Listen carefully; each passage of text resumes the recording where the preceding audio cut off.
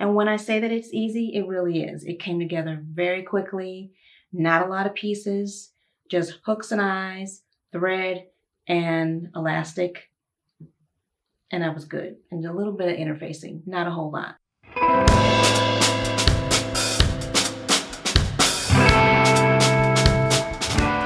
Hey everyone, and welcome to my channel. If you're new here, my name is Kyla, and if you're one of my returning subscribers, thanks so much for stopping by.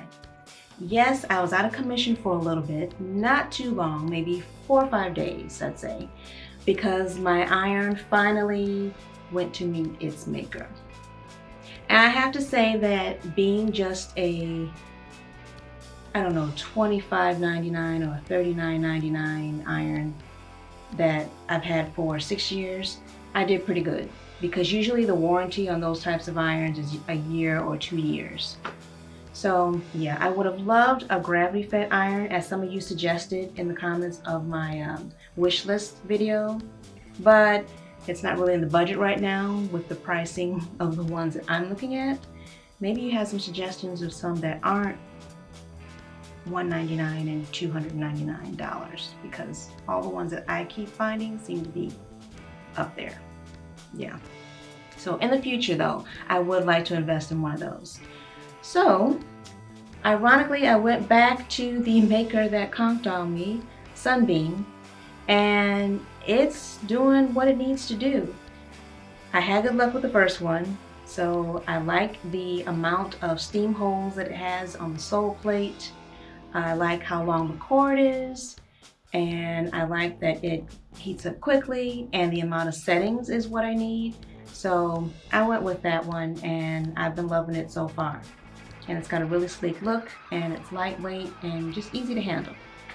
So I'm back in business. So for today's video, I'm making a blouse for an upcoming trip, and I've had this fabric for a little bit. Wasn't quite sure what style I wanted to make out of it, but I definitely knew that it would be something that I would be wearing to a work event. So I ended up choosing, I call it a Miss Kitty Bow blouse. So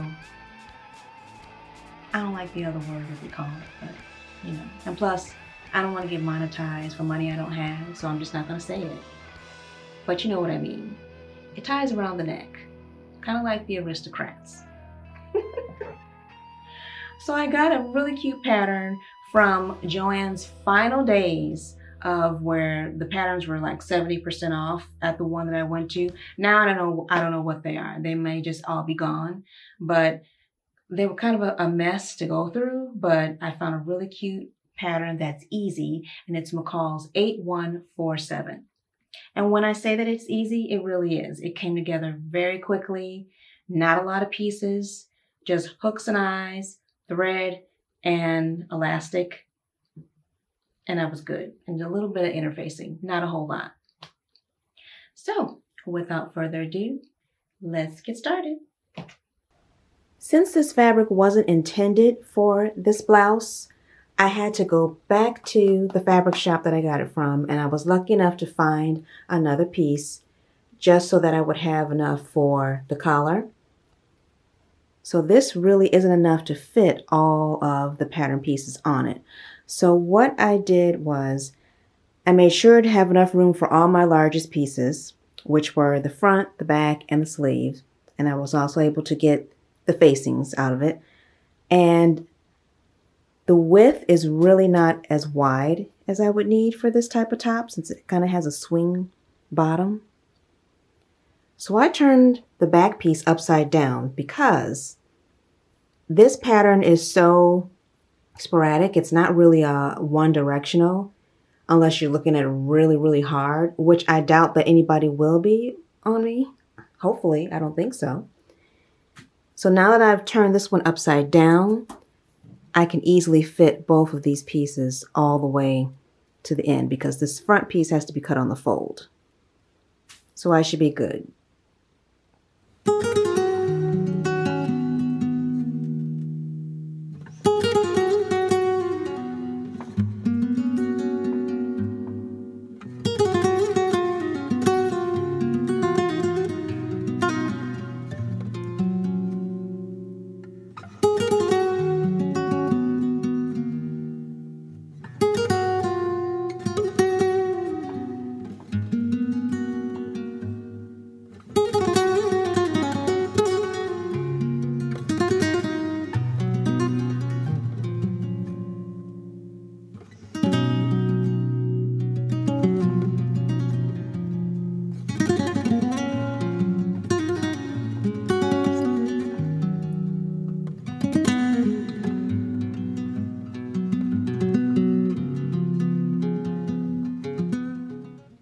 Okay, I've got all my pieces cut. I've got my markings transferred. Now I can go about starting to stitch this up. Okay, so I'm going to stay stitch the neck edge of the two back pieces, and I'm also going to stay stitch the front piece. May as well do those at the same time. And then I'll go back to putting the two back pieces together up to the point of where the opening is, and then connecting the front to the back pieces.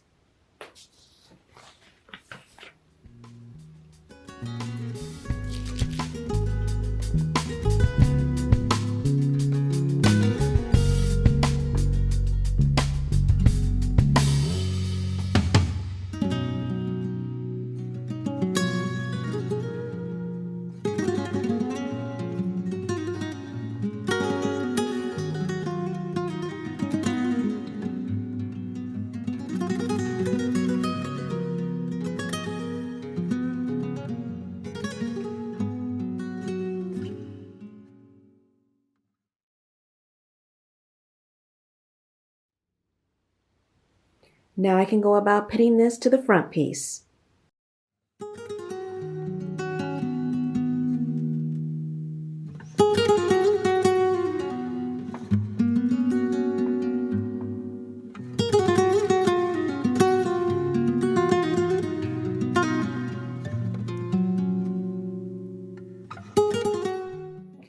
And here's an idea of how the bodice should start looking.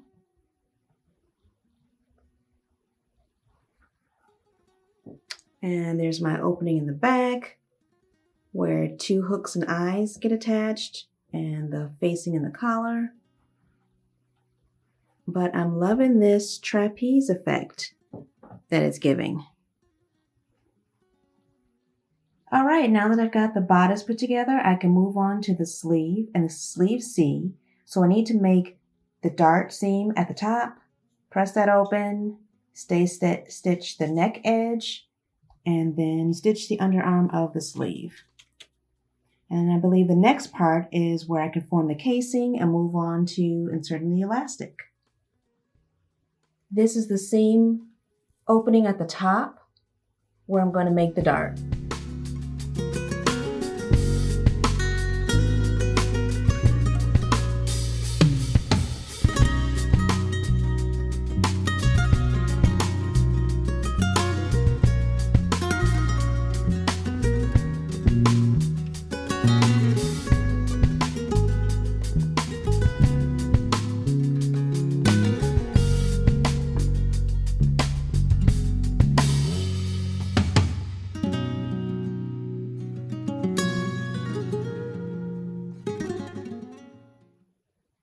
Both darts at the top of the sleeves are pinned in place, and I'm going to stitch all the way down to the marking point that's outlined on the pattern piece.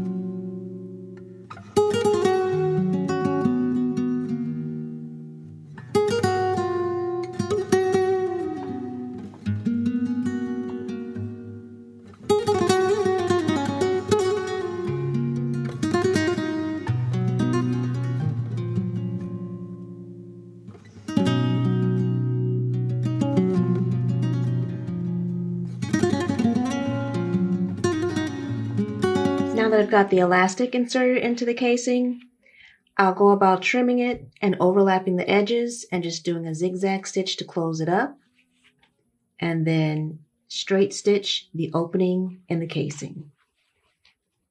And then I'll repeat this for the other sleeve.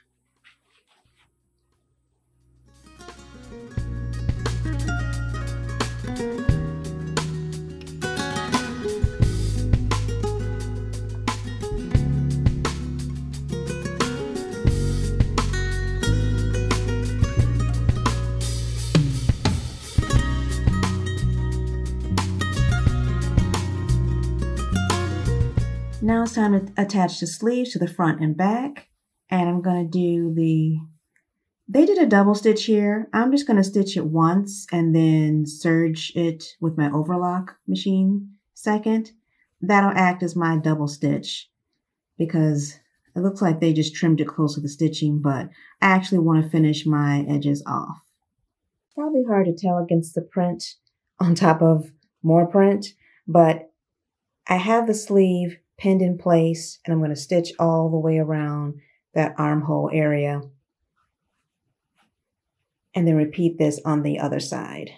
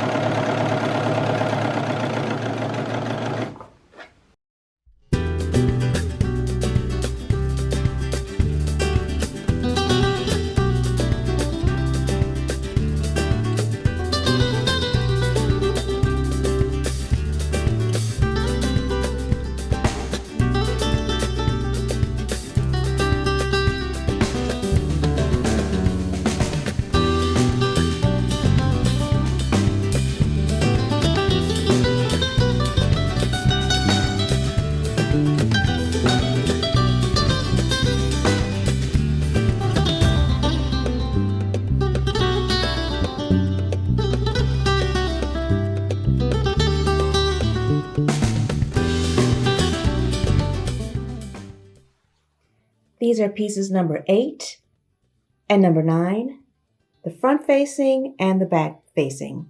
And I made sure to transfer my markings on the interfaced sides.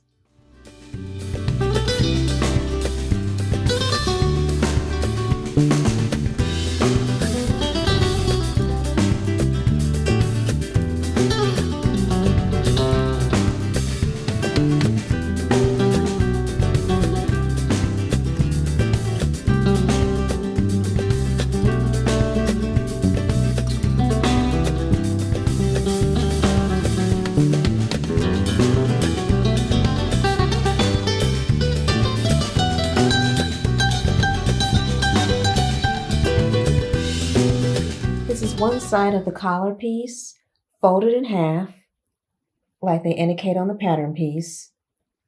You'll match up your markings, stitch down the end, and then leave an opening to where the pattern indicates to start stitching. And stitch that all the way down, and turn the corner to make your point. I'll trim off this excess and turn it inside out, give it a press, and repeat that for the other side of the collar.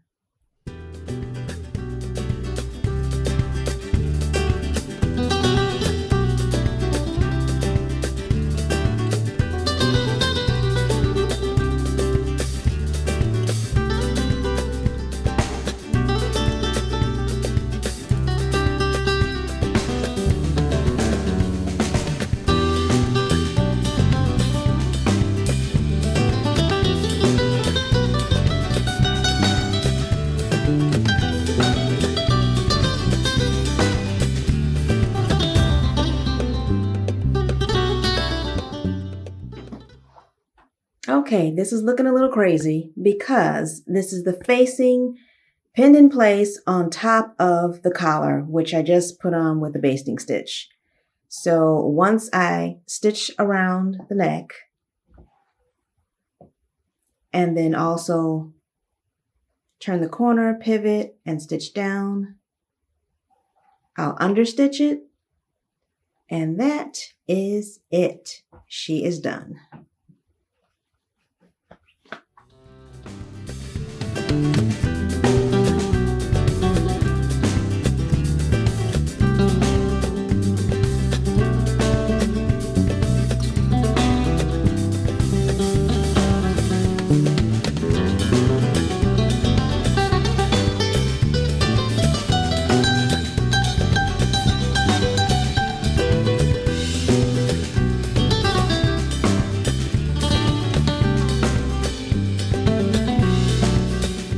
Alright, so this is actually the final step of the blouse. I remembered that I need to put hooks and eyes at the nape of the collar so that it closes the opening in the back, because if you just tie it in the front, this would flap open. And the reason why I have it on my mannequin is because that kind of simulates more of a true curved back than a flat surface on a table. And I wanted to be sure that I lined up both sides of the blouse so that they matched across.